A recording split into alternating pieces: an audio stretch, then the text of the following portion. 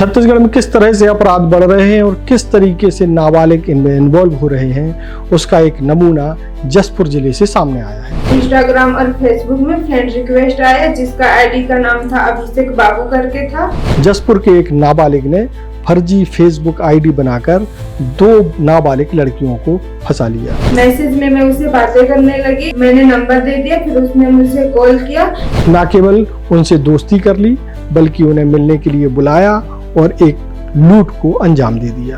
और उसने मुझसे 2000 पैसे, आधार कार्ड, पैन कार्ड और फोन छीन कर ले गया। लड़के ने ऐसी वारदात 2 नाबालिग लड़कियों के साथ अलग अलग समय पर की। मोबाइल के फोन पे से फॉरगेट पासवर्ड करके नया पासवर्ड बनाकर और उससे पैसा निकाला इसने। किस तरह से नाबालिग ने 2 नाबालिग को फंसाया, किस तरीके से उनके साथ लूट को अंजाम दिया, पुलिस ने उनको कैसे पकड़ा और बिना जाने पहचाने किसी भी अनजान व्यक्ति की फेसबुक रिक्वेस्ट को एक्सेप्ट करना आपके लिए कितना नुकसानदेह साबित हो सकता है, ये पूरी कहानी हम आज आपको इस खबर में बताएंगे। पहली बार मध्य भारत का सबसे एडवांस 3 टेस्ला MRI, सारी स्कैनिंग 6 से 10 मिनट में हो जाती है, जहां आप। नमस्कार, मैं हूं मयंक चतुर्वेदी और आप देख रहे हैं तीरंदाज।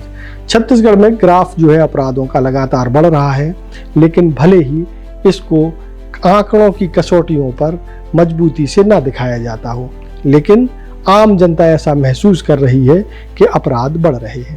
अब इन बढ़ते हुए अपराधों का जो परास है वो नाबालिगों तक भी बड़ी तेजी से फैल रहा है और नाबालिग बहुत ही सातिर अंदाज में अपराधों को अंजाम दे रहे हैं।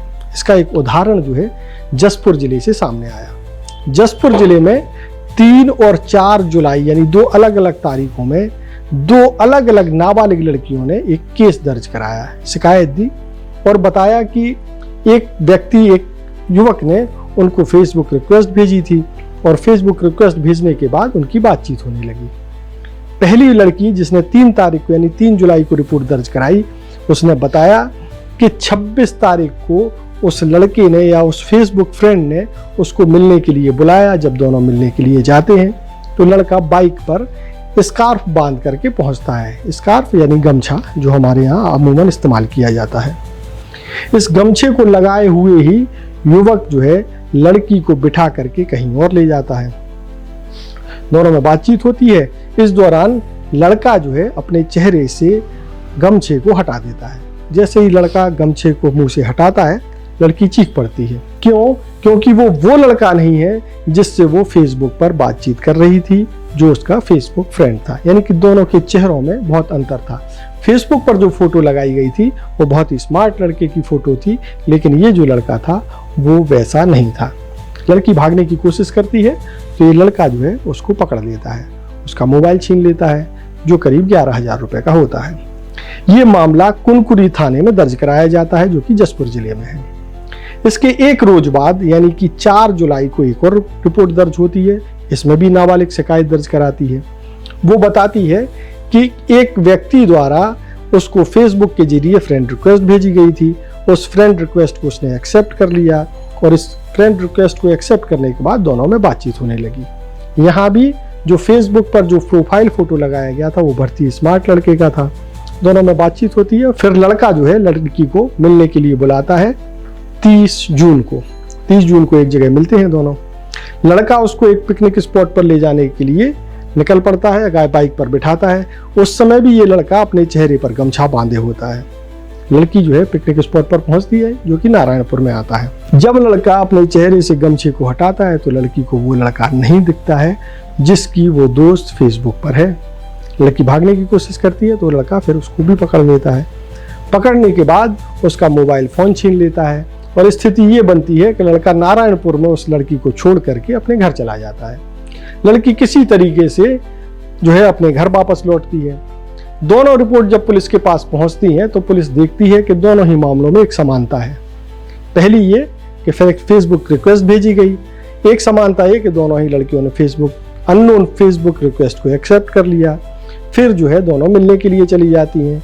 दोनों को ही एक ही तरह के स्टाइल, मतलब एक ही स्टाइल में, एक बाइक से लड़का आता है, गमछा बांधे होता है, फिर गमछा हटाता है, फिर मामला बिगड़ता है।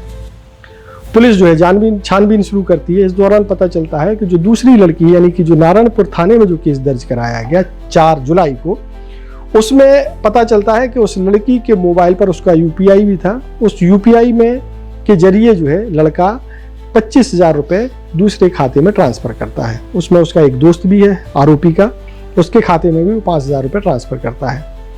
अब पुलिस सबसे पहले ये पता लगाती है कि फेसबुक पेज यानी फेसबुक प्रोफाइल है किसका। तो पुलिस जब छानबीन करती है तो पता चलता है कि फेसबुक पर जो प्रोफाइल बनी हुई है वो फर्जी है।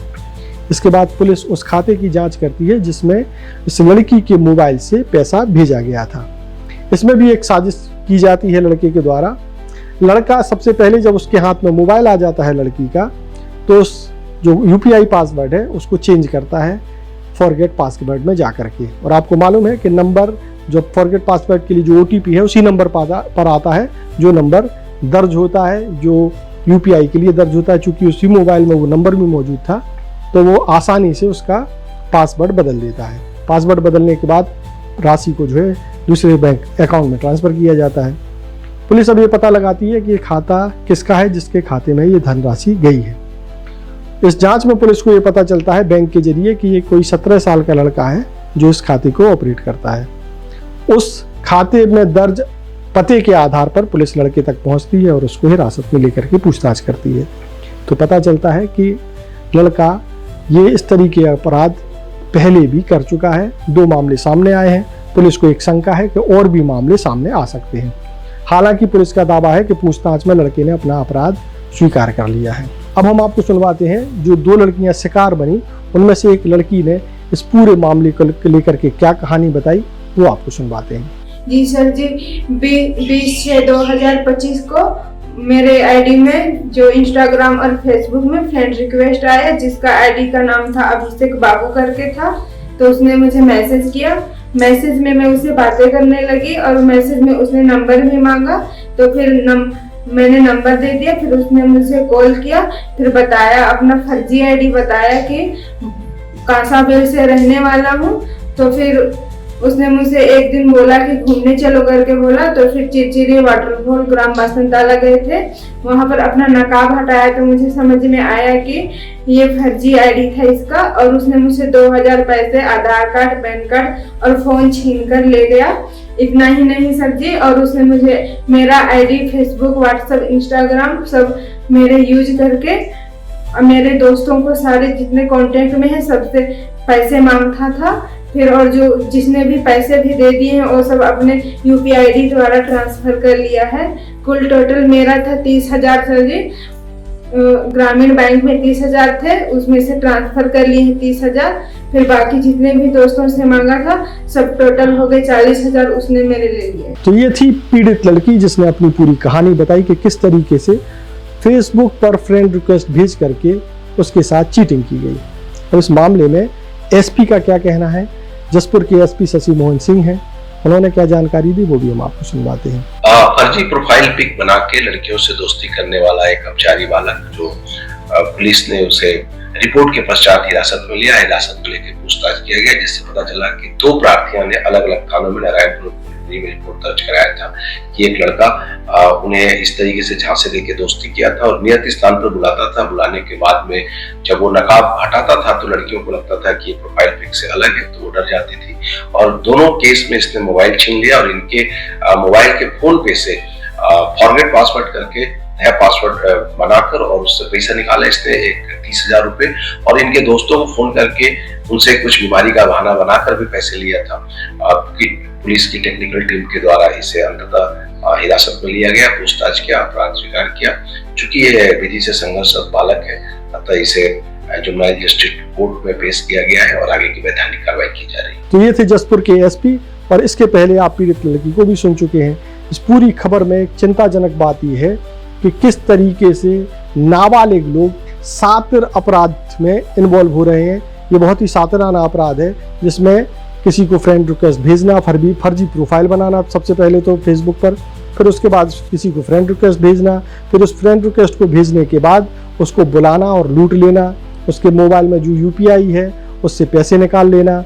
अच्छा, इसमें एक और मज़े की बात यह है कि जब मोबाइल लड़कियों का मोबाइल उसके पास, लड़के के पास पहुंच गया था। तो नारायणपुर वाले मामले में जो जिस लड़की ने रिपोर्ट दर्ज कराई है नारायणपुर थाने में, उसके जो मोबाइल नंबर थे उसकी सहेलियों के, उनको भी फ़ोन किया गया और उनसे भी पैसों की डिमांड की गई बीमारी का बहाना बना करके। कुल मिलाकर के लड़के ने बहुत ही सातिराना अंदाज से लड़कियों को लूटा। ये खबर उन लोगों के लिए भी एक सीख है जो अनजान फ्रेंड रिक्वेस्ट को बिना सोचे समझे एक्सेप्ट कर लेते हैं। हालांकि अब चूंकि आप कहीं भी किसी भी सूरत में छिपे हुए नहीं हैं, सोशल मीडिया के जरिए आपकी बहुत सारी जानकारी कोई भी हासिल कर सकता है। ऐसी स्थिति में बहुत ही सावधान रहने की आवश्यकता है। देश और दुनिया की ताज़ा तरीन खबरों से जुड़े रहने के लिए आप तीरंदाज को सब्सक्राइब करना बिल्कुल ना भूलें और बेल आइकन को जरूर प्रेस कर लें। और अगर आप हमारे इस वीडियो को हमारे फेसबुक पेज पर देख रहे हैं तो कृपया करके उसे भी फॉलो कर लें। नमस्कार। स्पर्श मल्टी स्पेशलिटी हॉस्पिटल अब दे रहा है फुल टाइम विशेषज्ञों की देखरेख में सर्वश्रेष्ठ NICU एवं PICU की सुविधा, यानी नवजात एवं बच्चों की गंभीर बीमारियों का इलाज अब आपके अपने शहर में, साथ ही न्यूनतम दर पर हेल्थ पैकेज की सुविधा। स्पर्श मल्टी स्पेशलिटी हॉस्पिटल, एक एहसास अपनेपन का।